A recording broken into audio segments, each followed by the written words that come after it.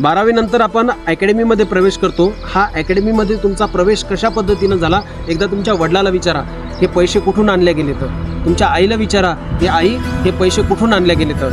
निश्चित तुमच्या आईवडिलांकडे एवढे पैसे नसतील, कुठून तरी उसने पासने कोणाकडून कर्जानं घेऊन तुम्हाला अकॅडमीमध्ये टाकलेलं आहे मुलांना.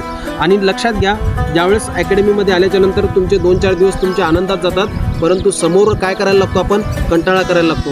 माझे पाय दुखतात, दम यायला लागतो, शरीरात त्राण राहत नाही. ह्या गोष्टींवर तुम्हाला मात करायची.